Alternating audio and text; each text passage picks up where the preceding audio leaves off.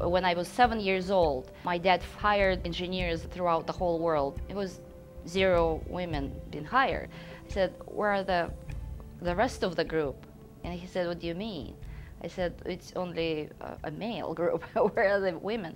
My dad told me that, unfortunately, there are not a lot of women out there who are professional in engineering and science and technology and math area.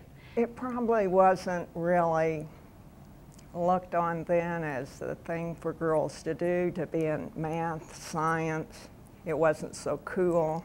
In some of the sciences or in some of the advanced math, the girls would take the courses, the girls would do well in the courses, but had no interest in seeing how it would turn into a real-life application in their world. They did not see a full range of opportunity, and most often they did not see opportunities for themselves in high-skill, high-wage type careers. My grandpa's company, a majority of them are men. They work in the shop are men, people working upstairs are men. I think there's like 6 girls in like the company of like 100 people. Something along those lines, and it's intimidating being a girl who wants to go into the engineering field when there's a lot of guys who are already in it, and it is definitely a male-dominated career.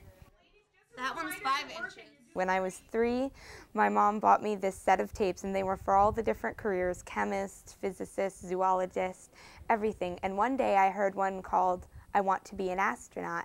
And from then on, boom, that was it. That was what I wanted to be, an astronaut. Definitely want to be a computer engineer and do something with computers because I just think they're awesome.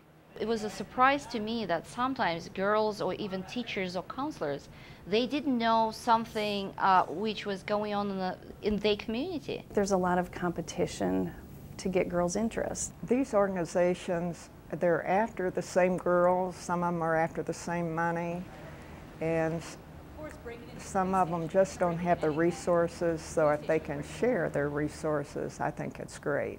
It's a win-win situation.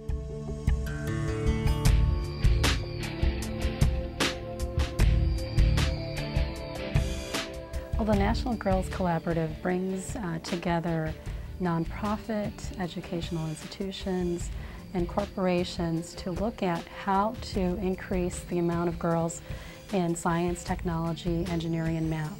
So we've developed structure, a framework that invites people to become engaged. The model consists of a number of activities: kickoff conference, forums, mini grants. That's a small amount of seed money that encourages organizations to work together.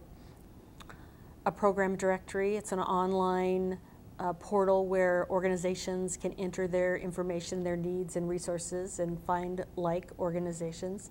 A champions board, which is a group of influential people in all sorts of STEM careers. And once they get in there and they see all the resources, they're hooked. But I think with the next phase of this project, we're going to see more collaboratives being formed, penetrating deeper and deeper into those regions that aren't currently being served. The kickoff went very well. I had quite a few people there, of a lot of different types of people. And it was just amazing how they all came together. They all started talking about each other, and the roar was great. This project provided them opportunity to get to know each other, to learn about what actually they're doing, to share best practices. Programs register information about their program in this online site, but they also list their needs and their resources. Many programs need funding, but sometimes they need things like a facility or a space. And there are lots of programs that have, for example, volunteers or mentors, and they're looking for a program to serve. So through that website they can find each other and connect, and they can also use it to apply for a mini grant. For any group that is interested in applying for a mini grant, the first thing they have to do is find a collaborating partner. And with that partner, discuss how the two groups would work, how the two organizations would work, and develop a proposal plan, submit it. It will be reviewed by our leadership team and determine whether or not it would be funded. When I saw the mini grant application come in, that the Girl Scout Council, a county coroner, a number of scientific labs, and I think there's a university program involved, I thought, well, that's an unusual combination of people to build an educational program. And then when I read a little bit more about it, they're having girls actually explore crime scene investigation. What does it mean? What scientific things, what mathematical things happen? One of the things my university is doing is RoboCamp.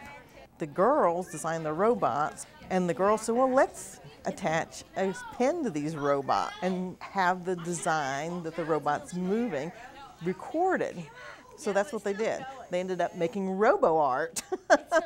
The MECA program in Livermore brought 50 girls for an evening of dining with 12 or 13 scientists, and it's a wonderful way for scientists to interact with students on a very informal basis. We had, for example, a different scientist with each entree.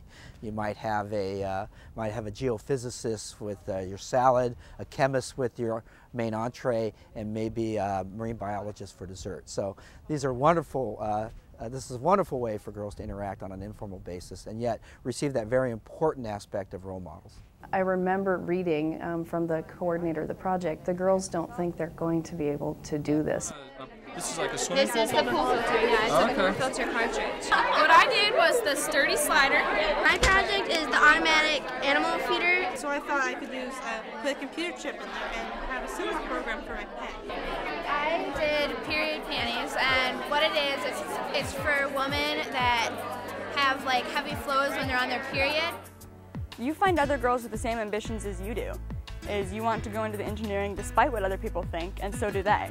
And now I know that there are a bunch of other people like me and some other women that are willing to help and willing to guide us. And they've really brought in female role models to help girls see that indeed it is things that girls do. A large number of our population is not represented in engineering, the same as happens for computer science and physics as well. When we reach that critical mass where girls and women are contributing their fair share, our fair share, to the designed world, it will be a completely different world. I mean, I can't even imagine what it is going to be like. This is the way that business should be run in terms of supporting and encouraging girls.